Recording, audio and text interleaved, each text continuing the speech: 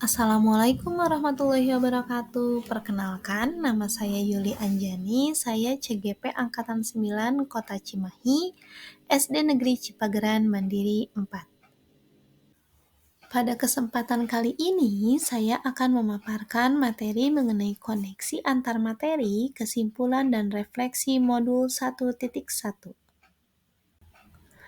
Kesimpulan dan refleksi modul 1.1 mengenai pendidikan dan pengajaran. Pengajaran adalah proses pendidikan dalam memberi ilmu untuk kecakapan hidup anak.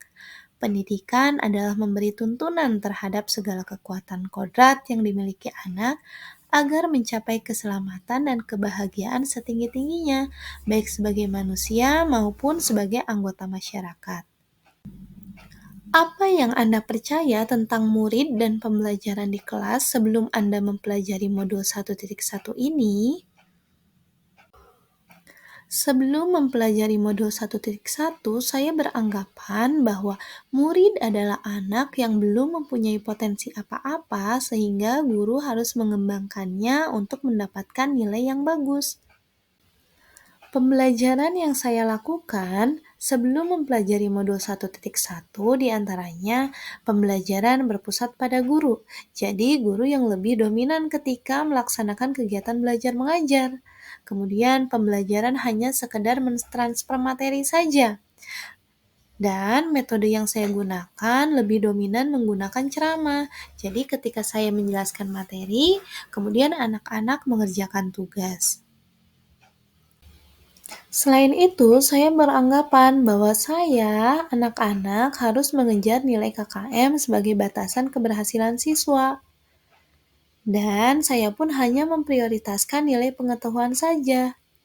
Kemudian, ketika di kelas, siswa mengerjakan tugas secara individu.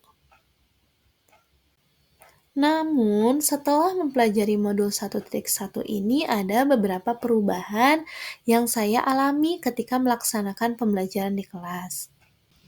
Sekarang saya menyadari bahwa pembelajaran itu harus berpusat pada siswa.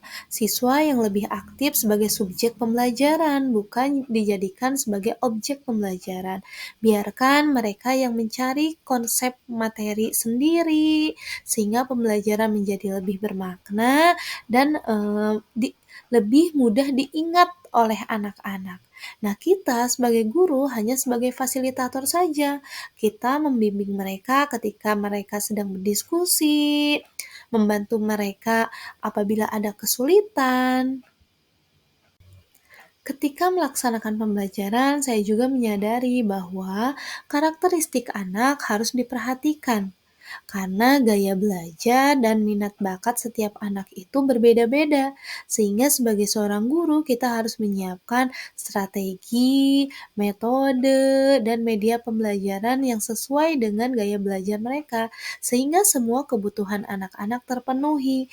Nah, kalau di dalam kurikulum Merdeka, kita harus memberikan pembelajaran secara berdiferensiasi.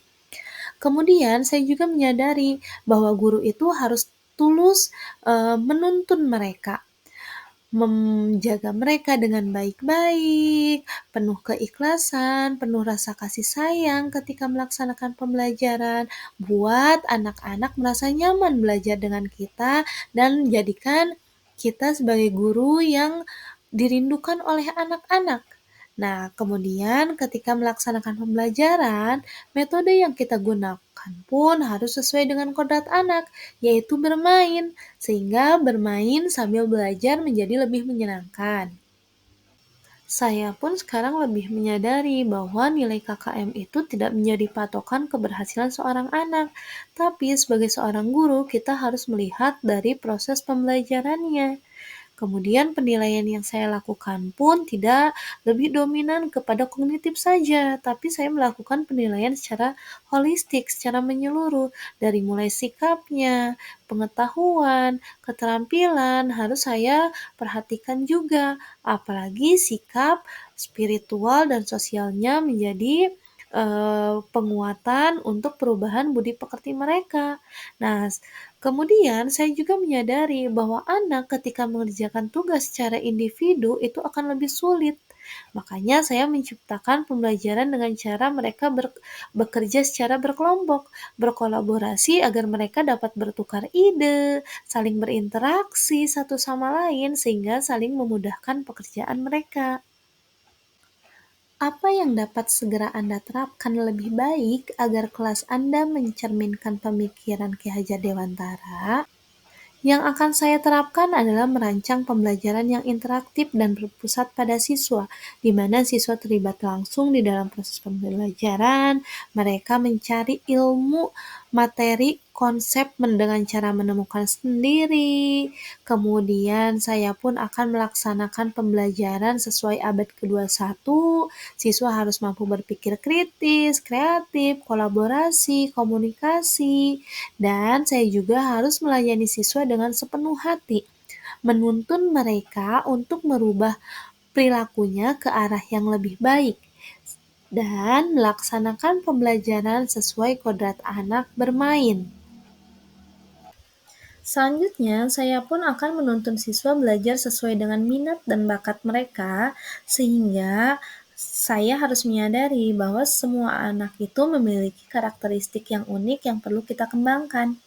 Kemudian, saya juga harus menjadi teladan agar siswa memiliki budi pekerti dan karakter yang baik. Kita harus merubah diri sendiri sebelum merubah diri orang lain, apalagi anak-anak memiliki sistem meniru gurunya.